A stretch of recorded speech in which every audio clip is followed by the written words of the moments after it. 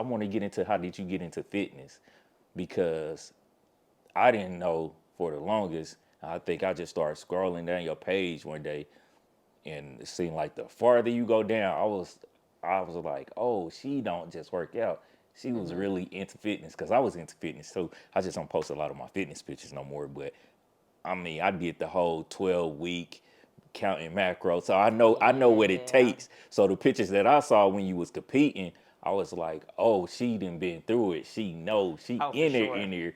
So it's For like, sure. dang, like how did you get into that? Like the whole fitness thing. When I was younger, when I graduated high school, I was 99 pounds. And so people used to call me Anna, short for anorexic. It's like, oh, I want to be thick. I want to be heavier, And then you get on birth control and you just start gaining an ungodly amount of weight. And then you look up one day and be like, how did I get here? Because this is not the body that I recognize. And it was hard to carry around. And I'm grateful to be shapely, because there's a lot of people who are 200 some odd pounds and they don't look how I look. I'm not any way shaming them, because again, genetics are genetics. I've always looked athletic. I've always looked strong. Even at my heaviest, I was 267, but nobody would have known that unless I told them. Right now I'm 214. I don't look terrible for 214. Is that too heavy for me? Absolutely. But I'm not mad about it, because if I want to change it, I can. When I got started working out, I think I got tired of feeling heavy, and it was just a lot. And you'll get some people that'll say, oh, you look fine, you look great, you're curvy. And that's all great and fine until I can't fit the clothes that I want to wear. And it's all about what I feel comfortable in my skin, and not just what everybody else says. I also have a huge family history of diabetes and health, heart issues, all that kind of stuff. And I was just like, I don't want that life. I want to be able to go out and cause as much debauchery as I can healthily. What does it do for you mentally? It's definitely a release. When I first started working out, I was just like going to the little classes. I hated Zumba because it didn't really feel like a workout to me. But I did start pole dancing, and I loved that because it was a hell of a workout. And it was like a woman's empowerment thing, because I've always been more shy, even though that's not the assumption that a lot of people make. Um, I had no self confidence, even though people assume that I have a lot of self confidence. I'm like, no, I'm just out here in my skin. You know what I mean? It's not that I feel like I'm this great person or anything. I just kind of got to roll with the punches. You know what I mean? And I've always kind of been a background person.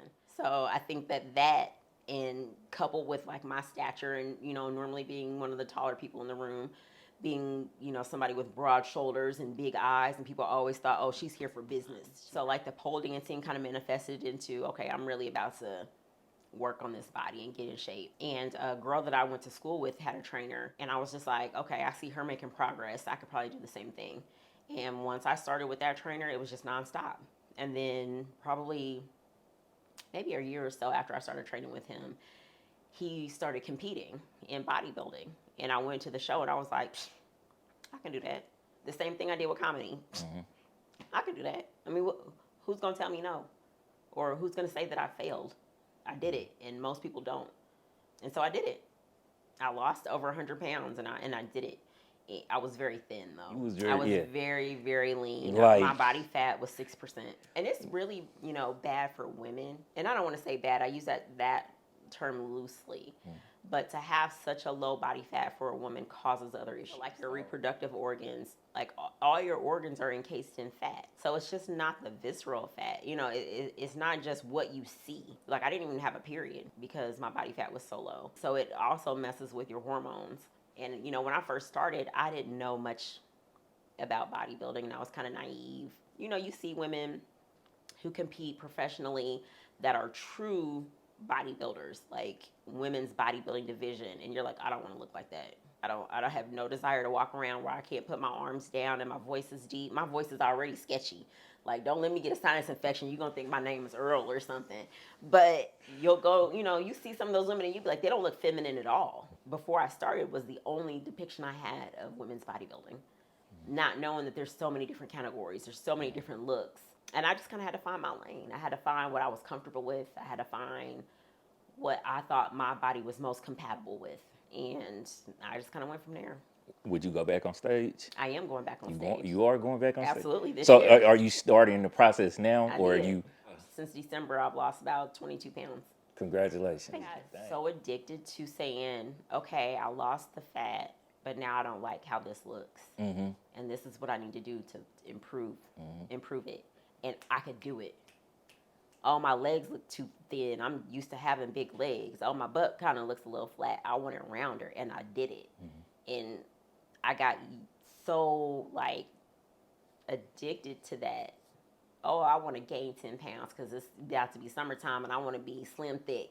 And I did it. But once I got my nephew and just the grief, like my stepfather passed away a year before my brother did. He had cancer.